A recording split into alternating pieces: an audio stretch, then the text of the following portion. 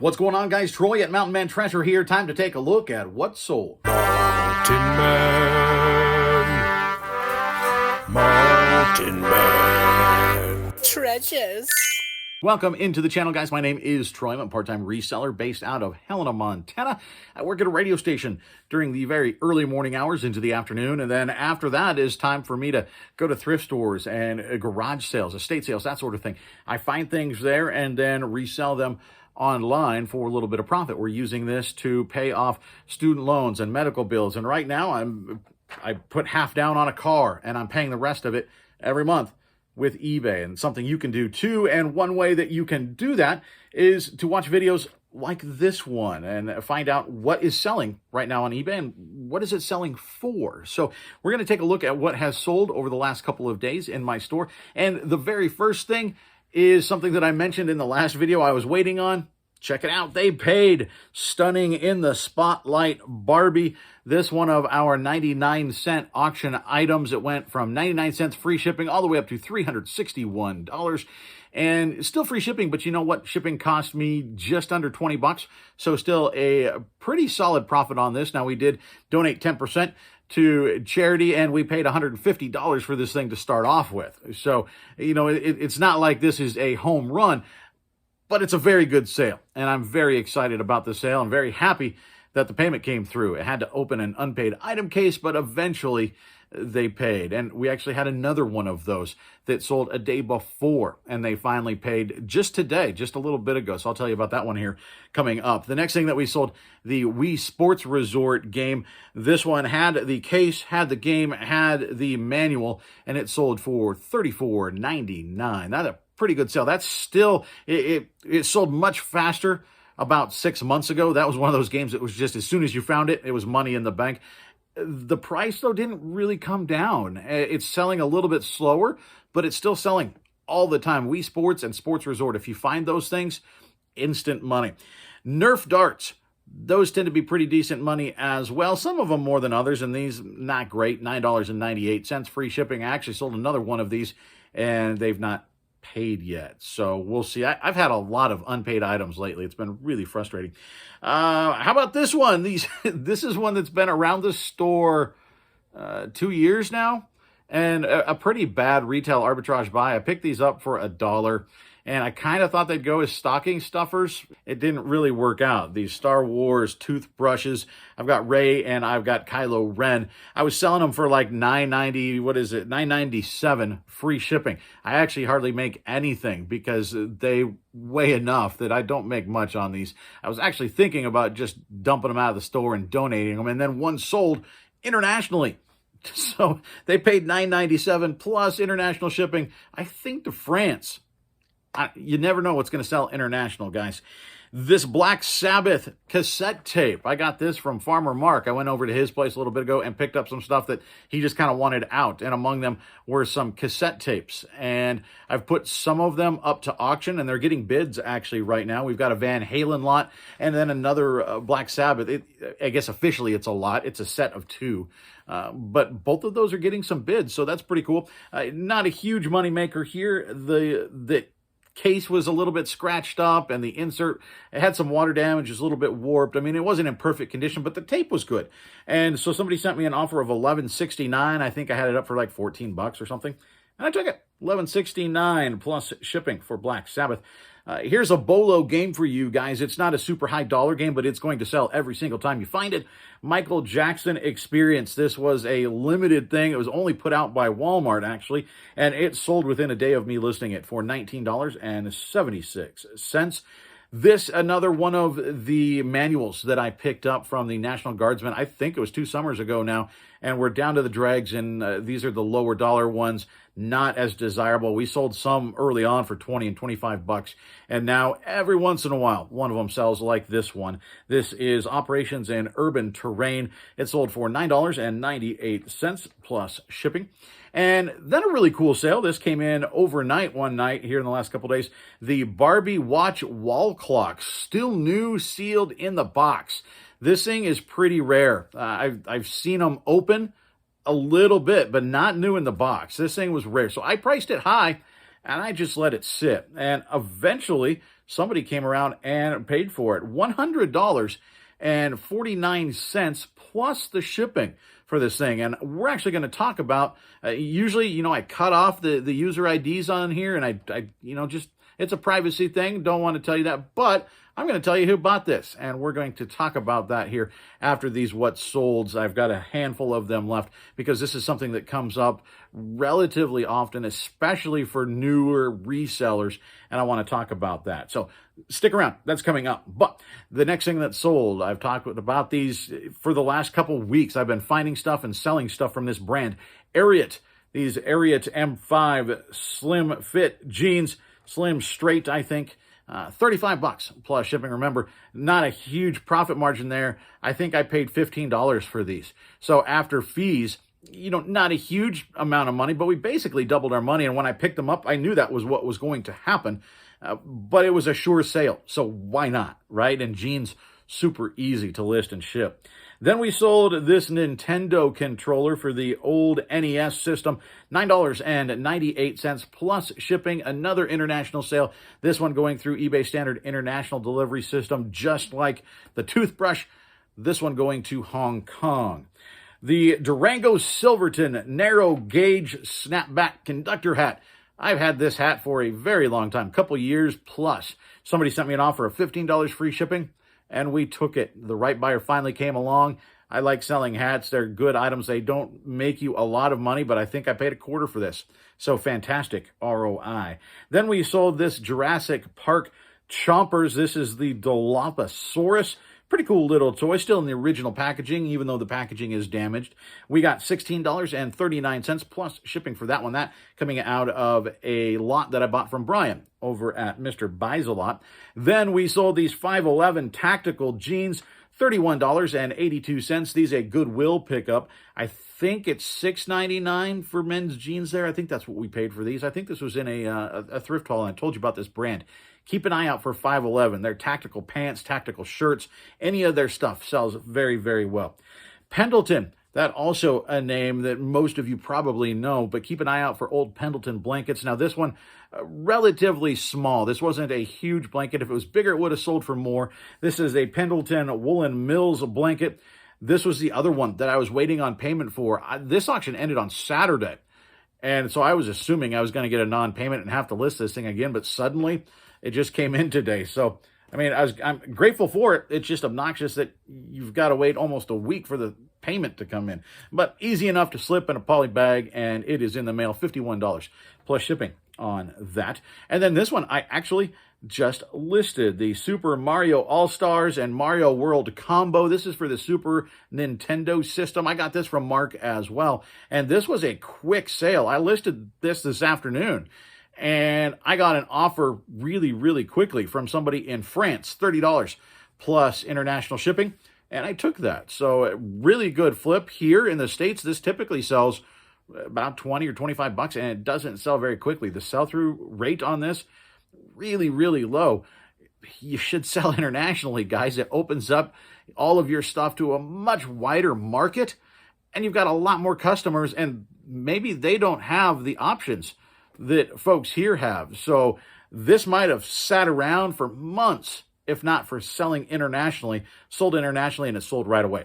So I know I preach it on this all the time, but you got to sell internationally. It's not that scary. It's simple, I promise.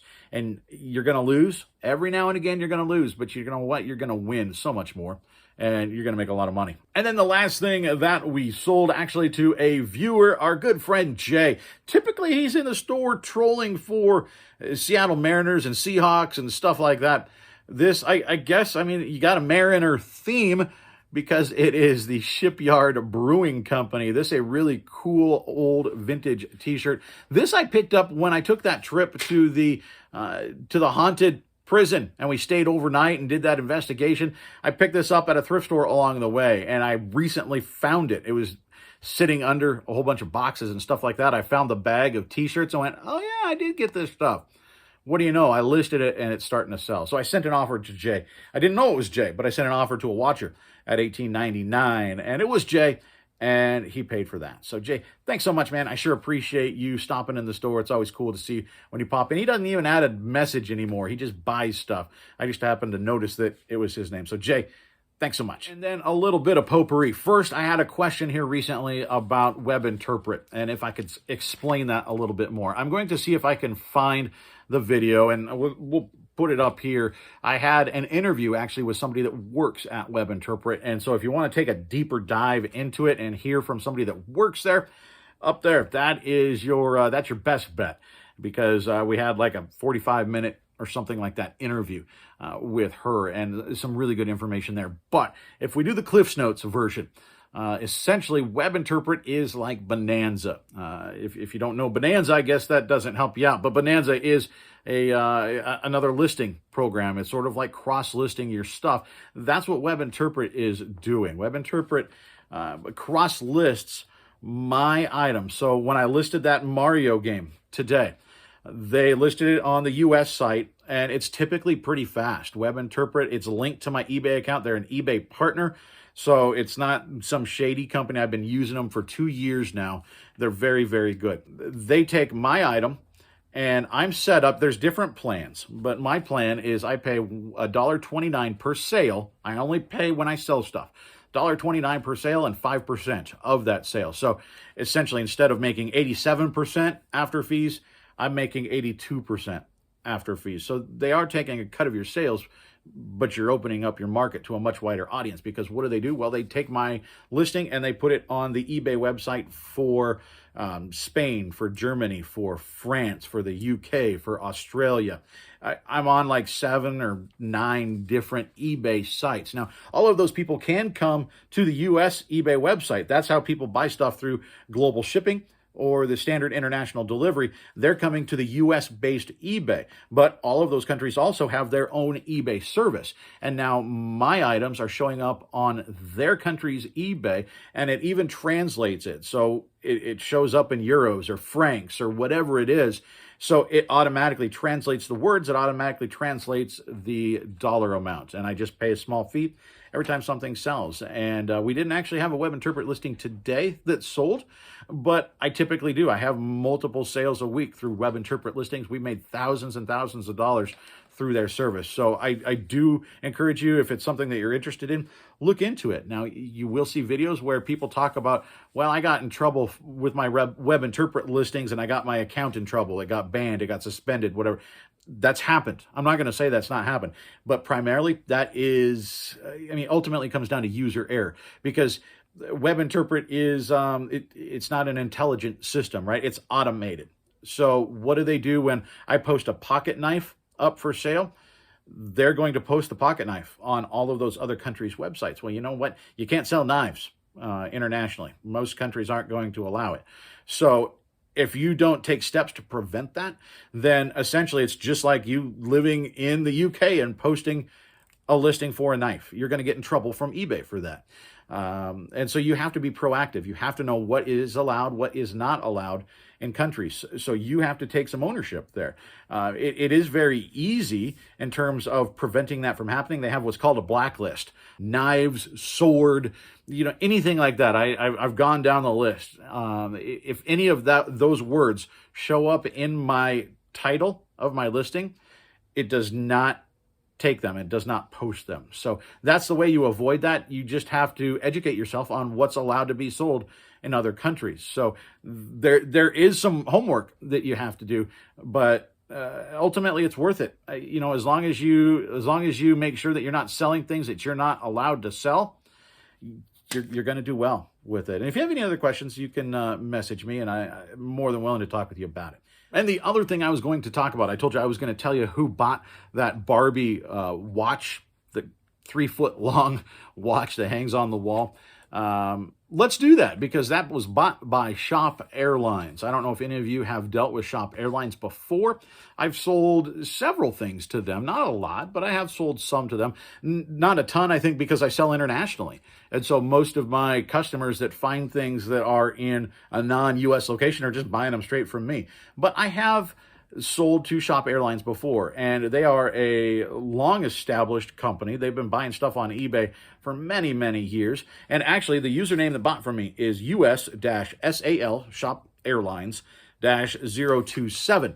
Now, they probably also have a 001, 002. I think I've sold to 11 before. I've sold to 23, I think, before.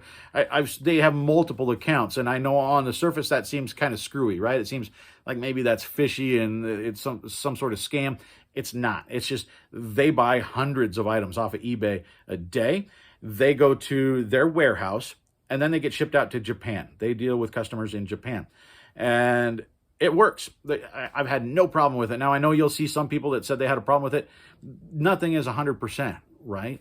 But I think by and large, you go 98 to 99% of the people that sell something to them, the transaction is going to go just fine. You're not going to have a problem with it. So don't worry if you get something sold to Shop Airlines, because then they do follow up with sort of a form letter. As soon as they purchase an item, they will send you a message, and it sounds sort of, I think it says kindly, which typically is one of those keywords that, hey, this is a scam. It's not, right? They just have a form letter that they send out to you. They ask for tracking information, which most of you already have. It's automated through eBay, and it's going to upload the tracking information. Not a problem. They also ask that you write the item number on the outside of the box. I think it's a 12-digit number. They buy hundreds of items a day. They have a ton of stuff coming into their warehouse. If you put that on there, it makes it easier for them to know what they've got in their hands. And so I've always had good luck with them. If I do what they ask, which is not hard, upload tracking and write the number on the box, they get good feedback. So go ahead and do that. It's not a problem. You can write the item number on there. That's not a problem either. That's not something fishy. That's just to help them sort it, and so that they know what's in there without having to open it up. Then they can probably just put it on with their freight and forward it on to Japan. You don't need to worry about Shop Airlines, but also freight forwarding companies in general. I've sold to many of them. Many of the Barbies that I sold went to Delaware to a freight forwarding company. It's not a problem. They get their item and they leave good feedback. It's just, that's how they chose to do it. No big deal. My very first item that I sold on eBay, actually, freight forwarding company, a pair of Rod Laver, I think Adidas tennis shoes, red and white shoes, super cool. Was wondering after like 3 days, why have these things not sold? Didn't really understand sell-through rate, all that, but they were rare. Like nobody else had these. And so eventually they did sell, and they went to Portland and then got forwarded on to another country. So I've had no problems with freight forwarders. And Shop Airlines is not the only one that you're going to get those form letters from. I've sold ink, new packaged ink. A lot of times that will go to a company, and they'll send you the same thing. They'll say, hey, put the item number on the box. It just helps them sort it. I've sold a typewriter, a Brother typewriter in the original box that had most of the original styrofoam. I think I paid $1 for it. I don't remember what it sold for. It was more than $1. It was purchased by a company as well. And I don't know that it's freight forwarding, but their business is probably selling typewriters, just like the others was, selling ink. And so they ask you to put the item number on there so they can sort it. Now, the typewriter people, and I've seen it come from other resellers, if you've sold a typewriter, let me know if these guys have bought from you, because they will send you like an itemized, it's like 1 through 10 of please ship it this way. And it's actually, it comes in and it's a little bit obnoxious. Initially, you're like, man, I know how to package stuff. But if you haven't shipped something like that before, there are things in there where they tell you like, hey, package it this way because it has a tendency to break. They know what they're talking about. So just pack it the way they want to pack it and ship it off. Put the item number on there. You're not going to have a problem.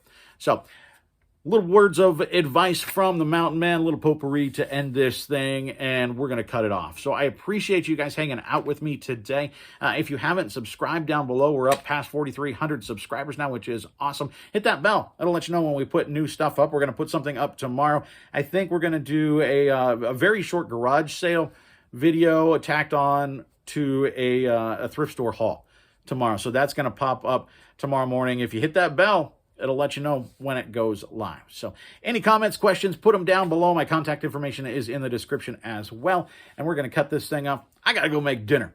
See you next time, guys. Bye. Jeez.